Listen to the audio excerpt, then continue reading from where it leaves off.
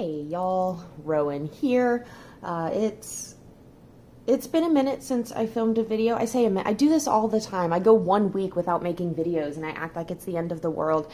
It's just because I try really hard to be consistent and I fail really hard to be consistent. So let's just kind of get into it. So if you've been watching my videos, you may know that my husband and I are currently living separately for complicated school-related reasons, and also personal life ones. I just really think I need to learn how to live on my own, and quite frankly, so does he about himself. But it's anyway. Long and short of it is, I'm living on my own for the first time. I'm still married to my husband. We're still together. It's just we're living separately. I'm not handling it well. Boredom is painful, and I have a tendency to abuse the hell out of some substances. So I've had my good days and I've had my bad days. But today I just wanted to come, and I haven't been journaling very much, and obviously I have not been filming.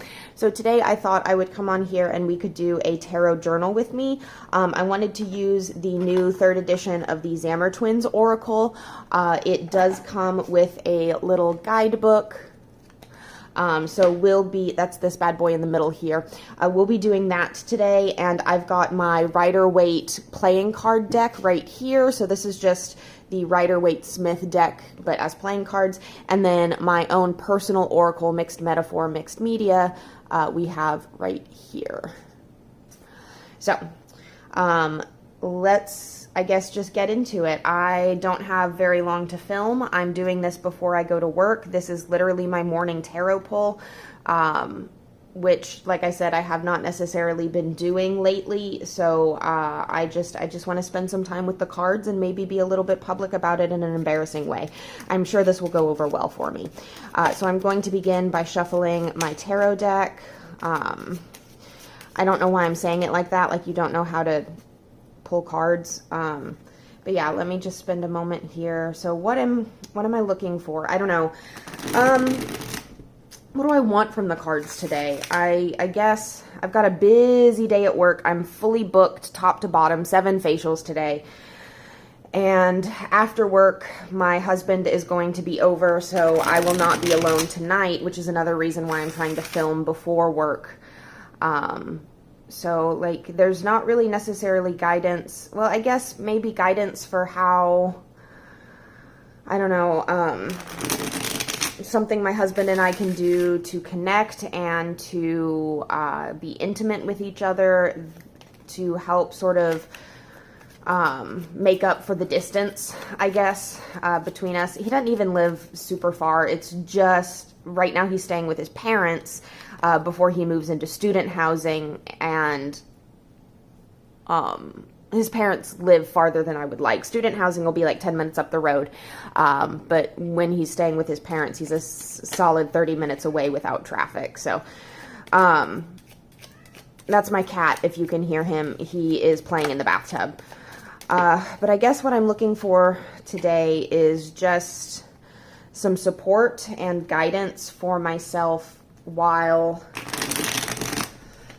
for the times when I'm alone, for moving forward with this new reality that is mine. I mean, like, as much as I'm glad to take the opportunity to try to live alone and to learn myself better, I didn't know this was going to be coming up. I did not know this is what my life was going to look like for the foreseeable future. And as such, there's definitely been a lot of resistance from me to these changes. I don't know. I think I just need either something to take my mind off it altogether or some support about it. So maybe, let's see, maybe,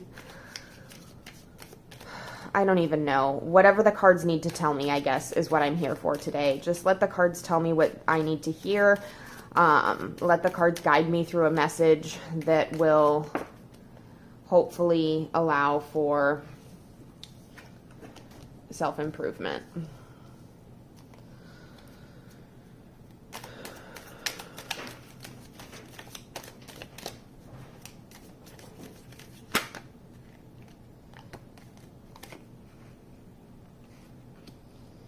Okay. All right, so we have the Six of Swords, Judgment, Eight of Pentacles, and the World. Now, let's get an oracle card here to tie these together. What is the commonality here? What is uniting all of these messages? What is the commonality? What is the uniting force to these messages? And now my cat is eating.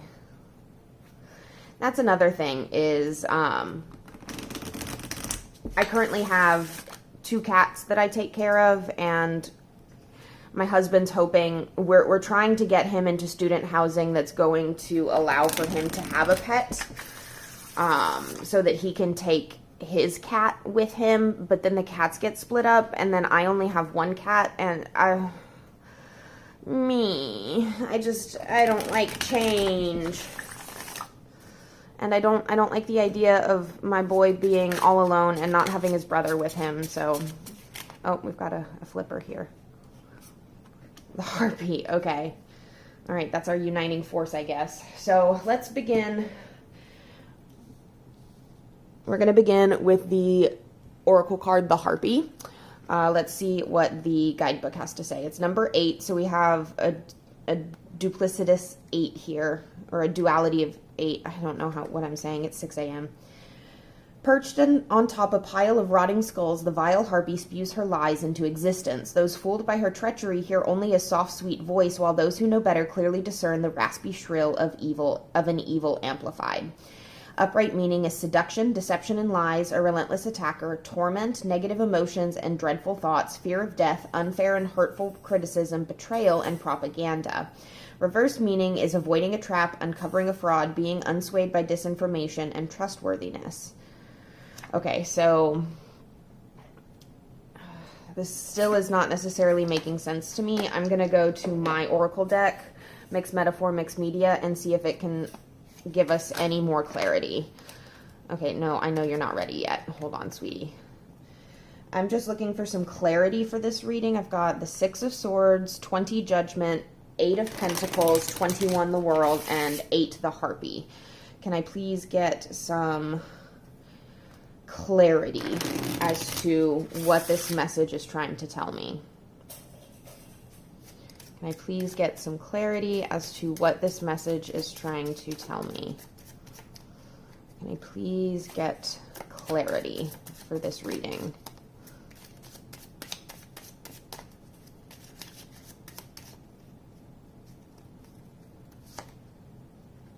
Keep. Okay. Okay, that makes sense. So the harpy here is sort of representing this energy of a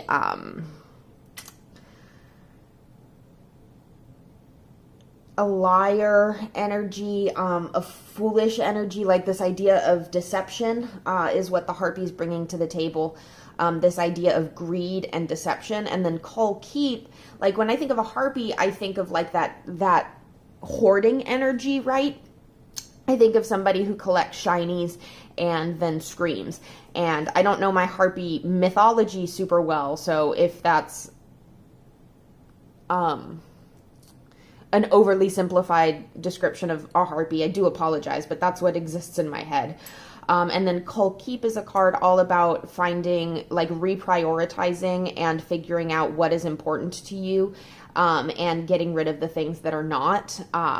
So 6 of Swords is about transitions. It's about coming into a new place in your life and having all of the baggage, all of the lessons from your previous experiences with you as you move forward. Judgment to me is a card about fulfilling your own destiny and about stepping up to the ways in which you are called to be better. 8 of Pentacles is all about doing the work, putting in the practice, and being consistent, showing up for the material world every single day. And then the World is about having completed judgment, about having met the call, and about having found your niche, your place, and being part of the whole of the I was saying being part of the whole of the universe by virtue of having found that niche for yourself. So in some of my previous videos, something I've been contending a lot with this year is the betrayal of a person in my life, a friend, somebody that I thought was close to me and had my best interests at heart and would respect my boundaries. And this person did not. This person trampled all over my boundaries and did so in a way that caused material harm to me and my family. And now we're dealing with the fallout of that.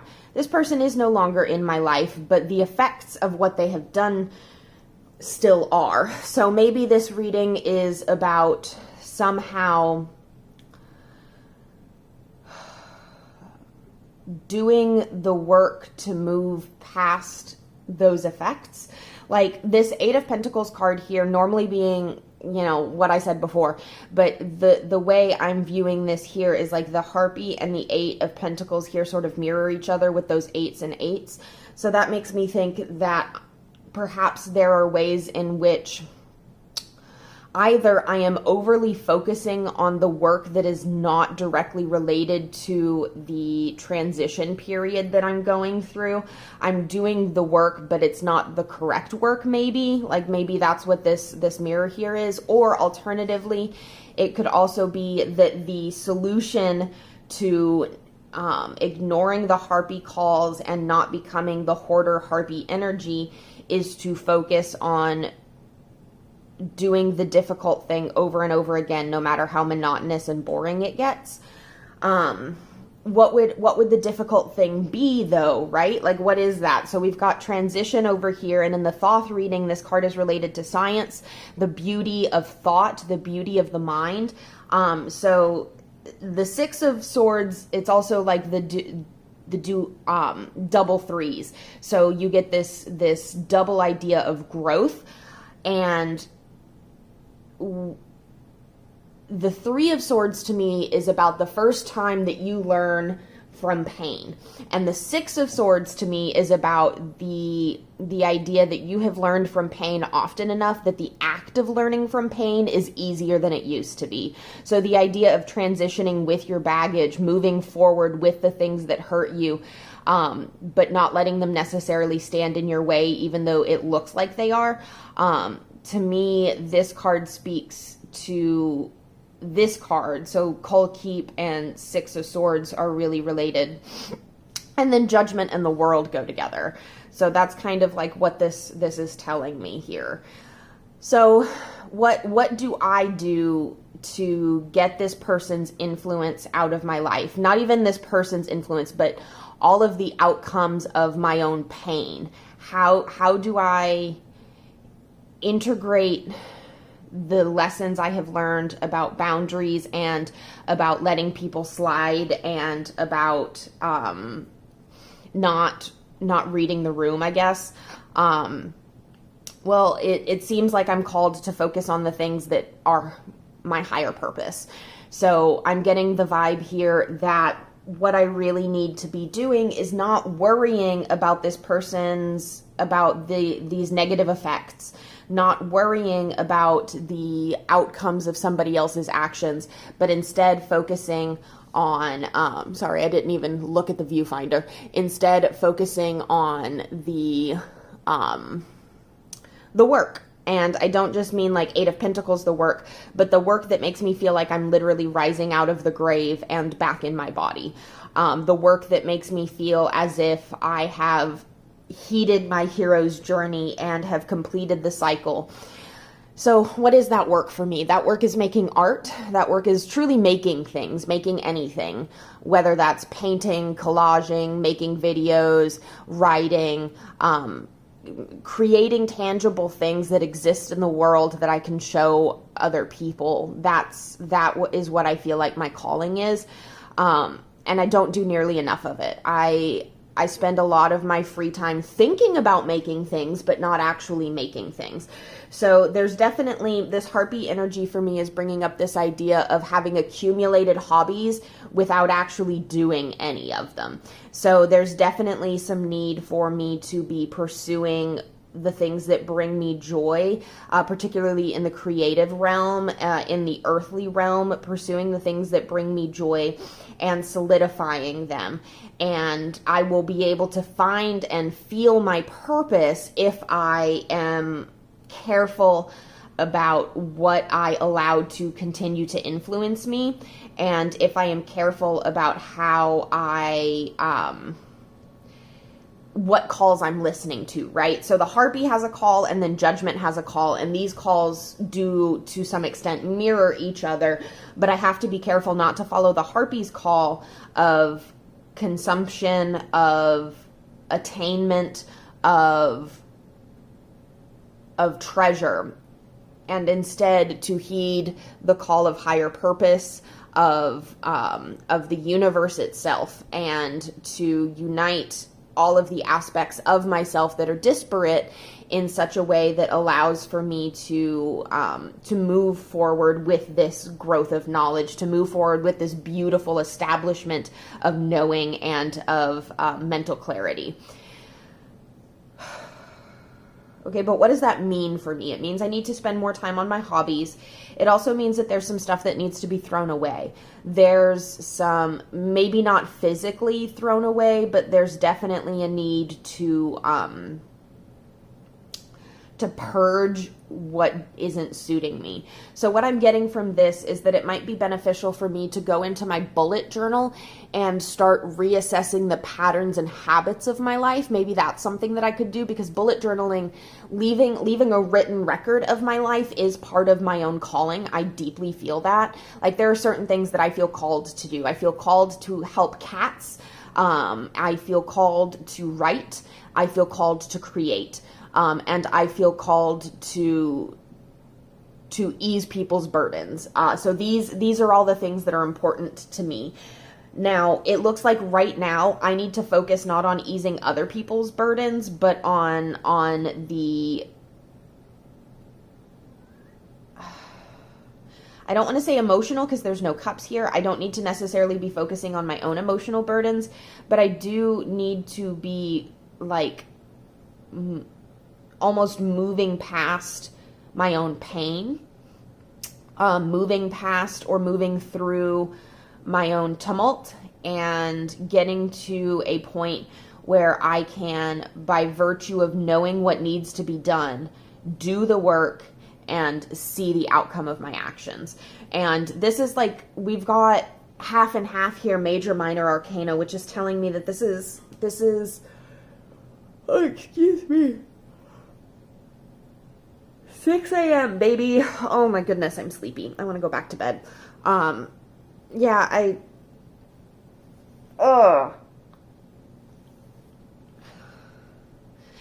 This reading frustrates me because there's very little here that I didn't already know. It's just giving me direction for how to move forward a little bit.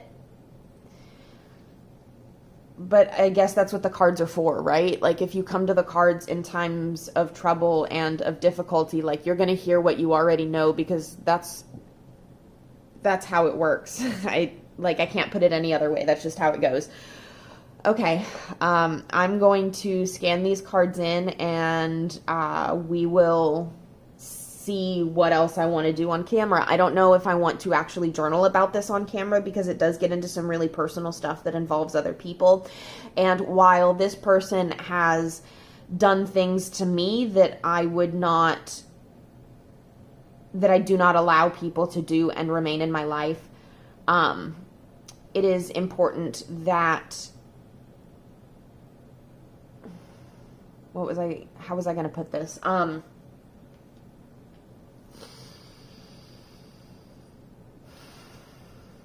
I cannot sit on a pile of skulls, right? Like, it's not fortuitous for me to sit on a pile of skulls. Anyway, I'll be back either with a finished journal page or to journal. But I'm going to scan these cards in real quick and I'll be back. Okay, I have fed the cats. I have contemplated this reading. I have gone ahead, printed it out, cut it out, and decorated the page. Up here, you can barely see the text over the marker, but it says the decks that I used. I like to record those. So I've got a little pocket of space right here that's not going to be filled in easily. I'm going to use this to write my query, which was, let me see.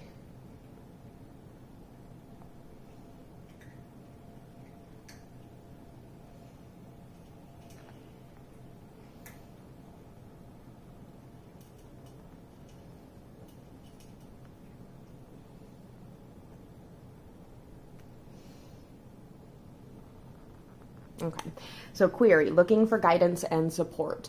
So while I was contemplating this reading while feeding my pets, I was thinking a lot about this card here and this card here, the Six of Swords and Judgment.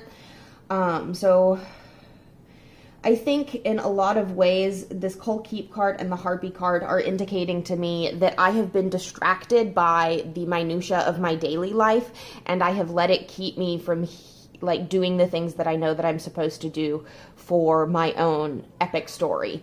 I have been distracted by the things that have hurt me and my mental reactions thereto, and I have let those things keep me from watching where the boat is going, if that makes sense. Like, let me get it out. I know we all know this image, but let's talk about it for a second. So like usually this card is about, like a lot of people interpret this card as being about how you hold on to the things from your past even as you move forward. To me, right now, this card is speaking to the way the mother figure has their head down, the parent figure has their head down. The child is looking, and the boatsman is looking towards the future, towards the greenery that signifies the end of the journey. But our parental guardian figure here is so caught up on the swords, so caught up on the boat, so caught up perhaps on this tumultuous water over here that they're not looking towards the end goal, and they are just looking into the swords. And maybe what it's trying to tell me right now is that I've been distracted and I haven't been, like, the journey is still happening, but because I have not been giving it all of my energy, I have not been able to appreciate it for what it is, because I've been so focused on the ways in which I've been hurt and the ways in which things have gone wrong and the ways in which I worry.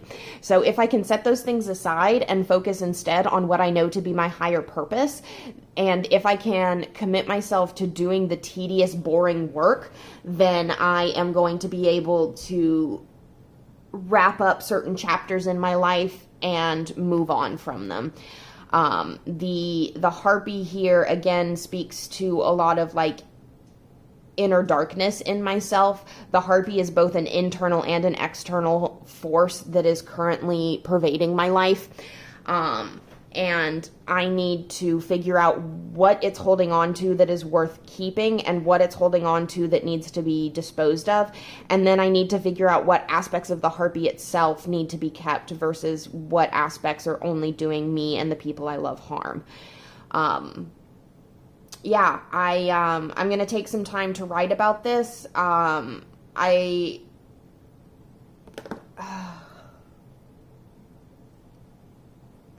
This reading, like I said before, it frustrates me because it's not anything that I don't already know, but rather than journaling about what this reading says, I think what I'm going to do is put down some actionable steps. So, let's see, change is here. Change is here. Transition is happening. Stop holding on,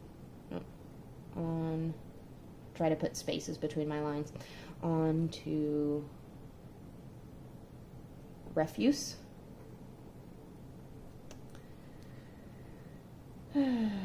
Dispose, purge.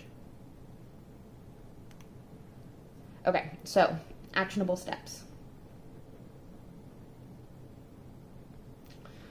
I want to be in my bullet journal more.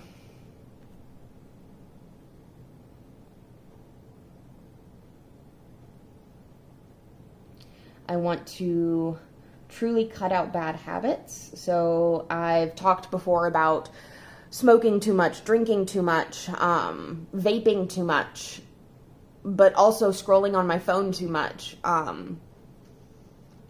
Yeah, that's a big one. Just zoning out too much.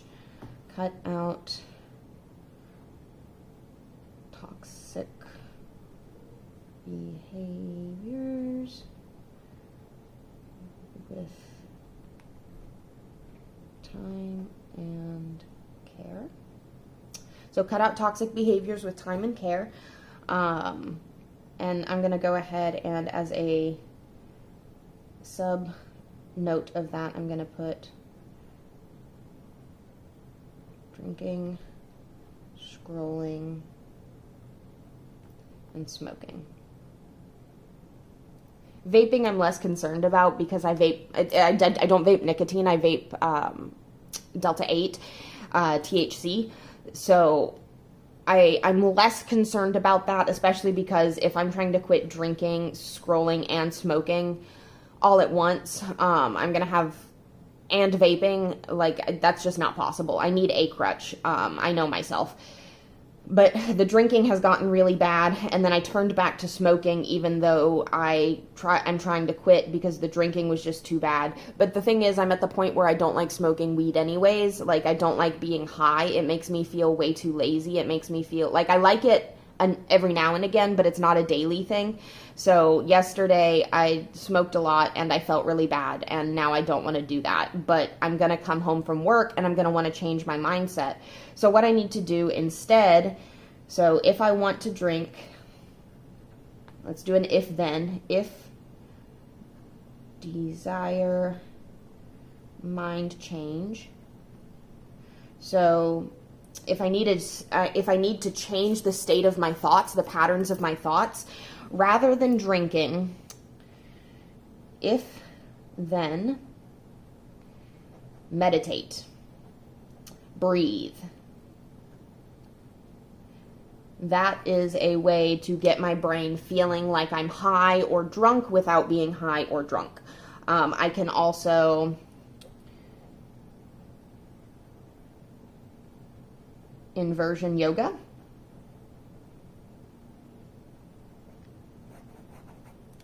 So downward facing dog, headstand, things like that get the blood flowing to the brain.